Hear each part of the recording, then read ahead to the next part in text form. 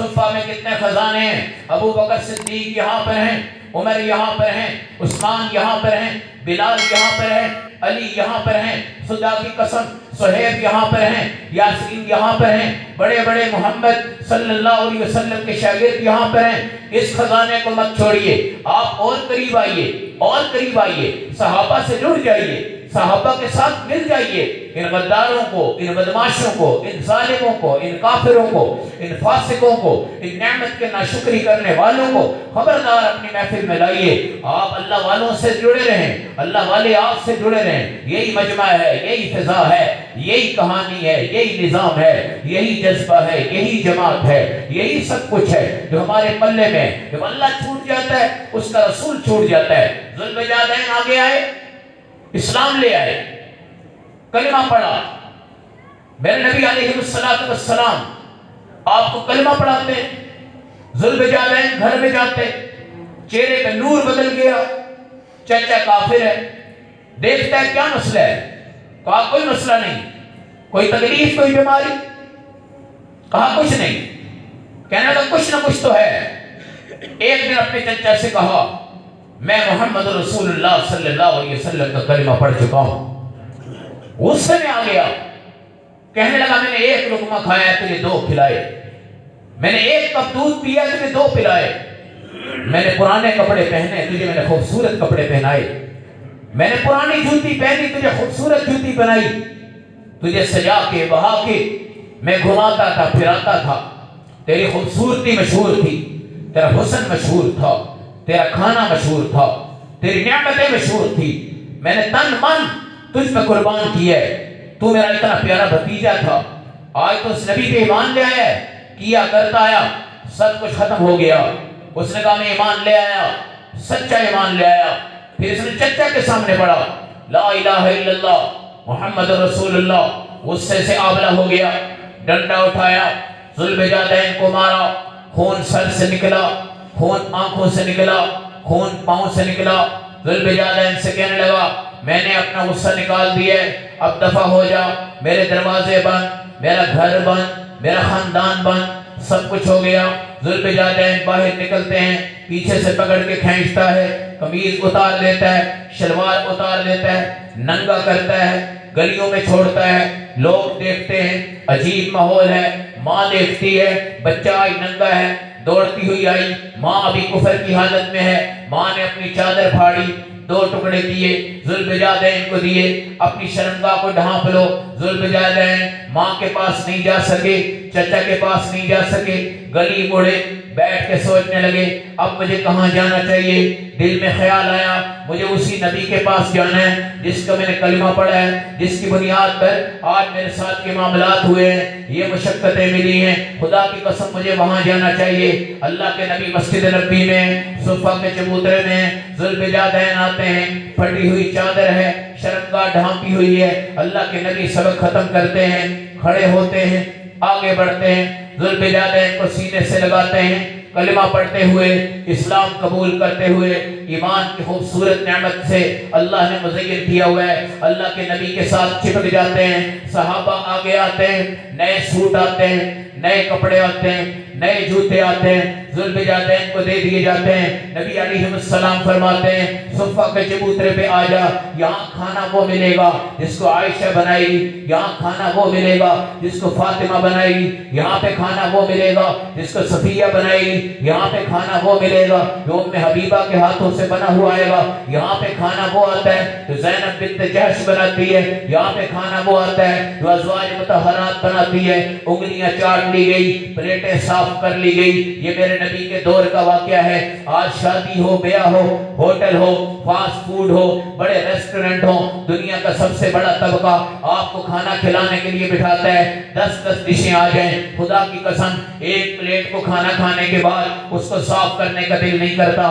چاول آدھے بچ گئے، سالن آدھا بچ گیا، دودھ آدھا بچ گیا، ہر چیز آدھی بچ گئی۔ میرے نبی کے دور میں بچتا کچھ نہیں تھا، تھالیاں صاف ہو جاتی تھی، ایسی تھالیاں جو اس امت میں آئی صاف صاف کرنے والے کے لیے استغفار کرتی ہیں، توبہ کرتی ہیں۔ وہ پیالہ چائے پی لو، پوری پی لو، وہ تمہارے لیے استغفار کرتا ہے۔ وہ گلاس پانی پورا پیو، چھوڑو مت، وہ تمہارے لیے استغفار کرتا ہے۔ وہ پلیٹ جس کو صاف کرو، وہ تمہارے لیے استغفار کرتا ہے۔ انگلیاں چاٹو، انگلیاں چاٹو، یہ ٹشو پیپر، یہ تولیے، یہ عجیب نظام، اور انگلیاں چاٹنے والے کو حقیر سمجھا جاتا ہے۔ میرا نبی علیہ السلام کے متعلق آتا ہے، کان النبی صلی اللہ علیہ وسلم یلعق اصابعہ بعد الطعام فی کل شیء۔ جب بھی آپ کوئی چیز کھانا، آپ علیہ السلام ہر وقت انگلیاں چاٹتے تھے۔ یا آپ کی انگلیوں کے اوپر جو پور ہیں، آپ کی انگلیوں پہ جو پور ہیں، یہ پور دنیا طب کہتی ہے کہ جس وقت ان کو چاٹو گے، ان میں ایک ایسا سیل ہے جو آپ کے معدے کی خوراک کو گرنڈر کر دیتا ہے۔ نہ آپ کو پیپسی کی ضرورت ہے، نہ آپ کو کسی اور بوتل کی ضرورت ہے۔ اور یہ بوتل آج کفار کے طرز عمل کے مطابق ہم استعمال کر رہے ہیں۔ بوتل حرام نہیں ہے، بوتل حلال ہے، مگر طریقہ بوتل غلط ہے، طریقہ بوتل غلط ہے۔ نبی پاک نے کھانے کے بعد پانی نہیں پیا، اور آج کہتے ہیں جناب کھانا کھا لیا ہے پیپسی لے آؤ، کھانا کھا لیا ہے پیپسی لے آؤ، ہضم نہیں ہوگا۔ کھانے کے بعد پیپسی پینے والا سمجھو کہ کھانے کو تباہ کر بیٹھا، ساری چیزوں کو تباہ کر بیٹھا۔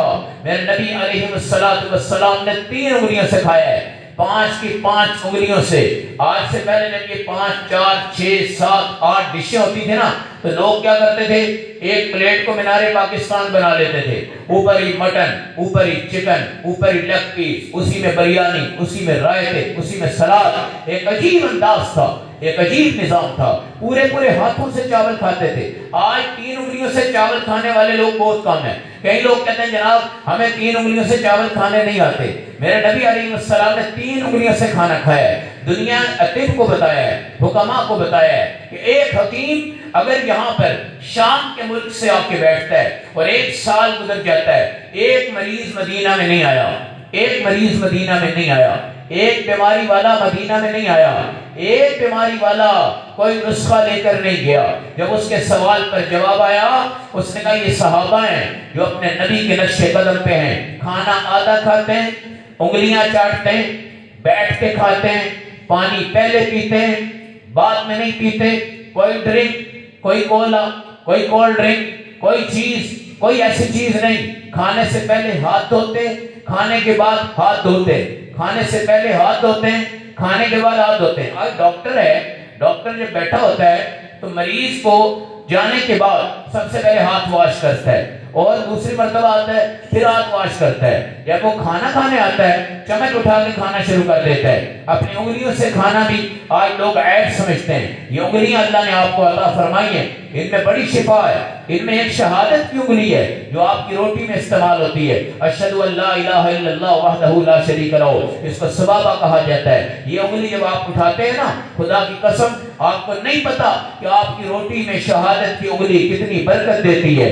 آپ وضو کے بعد اس کو اٹھاتے ہیں، آپ کو نہیں پتا کہ یہ انگلی کتنی برکت دیتی ہے، آپ کو نہیں پتا ان انگلیوں میں کتنی برکتیں ہوتی ہیں۔ خاص طور پہ جو ذکر و اذکار کرتے ہیں اور انگلی پہ تسبیحات کرتے ہیں، ان کو کیا پتا ہے کہ ہم بریانی میں ہاتھ ماریں گے کتنا ذائقہ اور آئے گا، ہم اس میں ہاتھ ماریں گے کتنا ذائقہ اور آئے گا۔ آج ذائقے چھن گئے، مزے چھن گئے، لذتیں چھن گئی ہیں، سنتیں چھن گئی ہیں، ساری چیزیں چھن گئی ہیں۔ جب میرے نبی کی ازواج بنانے والی ہوں، اماں فاطمہ بنانے والی ہوں، اماں کلثوم بنانے والی ہوں، اسماء بنت ابی بکر ذات النطاقین جب اپنے ہاتھوں سے ٹفن باندھ کر دوپٹے کو پھاڑ کر غار سور میں اس نبی کے لیے کھانا بھیجتے ہوں، جب اماں خدیجہ اپنے ہاتھوں سے کھانا بنا رہی ہے، وحی کا پہلا دن جب آپ پر وحی آئی، اللہ نے جبرائیل کو ساتھ پھر اتارا، جاؤ نبی پاک سے کہنا آپ کی بیوی ہے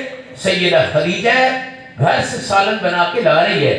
جب وہ غار سور میں اپنا ٹفن لے کر آئے، پہلے اس سے ٹفن مت لینا، بشرہ الجنہ، اس کو جنت کی بشارت دینا، من قصب لا صخب، ایسا موتیوں کا محل اللہ نے اس کو دیا ہے جس میں کوئی شور نہیں، ولا نصب، کوئی تھکاوٹ نہیں، اس لیے کہ وہ آج نبی کی خادم ہے اور اس کے ہاتھ میں آج نبی علیہ السلام کی نسبتیں ہیں، اس کے پاک ہاتھ ہیں، پاک کھانا ہے، مزین کھانا ہے، وہ اتنا پیارا کھانا ہے، اتنا خلوص ہے، اتنی محبت ہے، جب وہ آئے کھانا بعد میں لینا، پہلے جنت کی بشارت دینا اور اس کو رب کا سلام دینا، جبرائیل کا سلام دینا، یہ سلام ہے، یہ سلام ہے۔ اما فاطمہ سے میرے نبی نے کہا روٹیاں بناؤ، کہنے لگی یا رسول اللہ میں نے روٹیاں بھی بنا لی، میں نے اتنے سپارے قرآن کے پڑھ گئی ہوں، اتنے سپارے قرآن کے پڑھ گئی ہوں۔ آج مسلمان کو اما فاطمہ رضی اللہ تعالیٰ عنہ کی زندگی پسند نہیں ہے۔ ایک عورت کی جوتی پہ لوگ مرتے ہیں، ایڑی والی جوتی، ایڑی والی جوتی،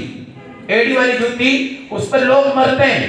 ایک عورت کے میک اپ پہ لوگ مرتے ہیں، ایک عورت کی چوڑی پہ لوگ مرتے ہیں، ایک عورت کی جھنجھار پہ لوگ مرتے ہیں، ایک عورت کے لباس پہ لوگ مرتے ہیں، ایک عورت کی ان تمام چیزوں پر جو لباس میں مزین ہوتی ہیں اس پر لوگ مرتے ہیں۔ خدا کی قسم ہم تو اس وقت آ کر ان عورتوں پہ مر رہے ہیں، جبکہ ان کی جوتی پہ مر رہے ہیں، ان کی چوڑیوں پہ مر رہے ہیں، ان کے حسن پہ مر رہے ہیں۔ چوک میں لگی ہوئی ایک تصویر ہوتی ہے اس پر ہم مر رہے ہیں، اور تفکرانہ ذہن میں آج ہماری نوجوان نسل تباہ ہو گئی اور کمرہ بند کر چکی ہے اور ان گندی عورتوں کا تصور کرتی ہے، اور کرنے کے بعد ایک عمل لواطت اس میں آ گیا ہے۔ دوسرا کئی قسم کی جنسی امراض آج پیدا ہو گئے ہیں، جس کی وجہ سے آج یہ ہے کہ صرف عورت کی جوتی پر، اس کے دوپٹے پر، اس کے لباس پر لوگ مر مٹے ہیں، اور صحابہ کرام تو عورتوں کے گروپ کے سینٹر میں کھڑے ہیں، اور کافروں نے کہا ننگی عورتیں کر دو،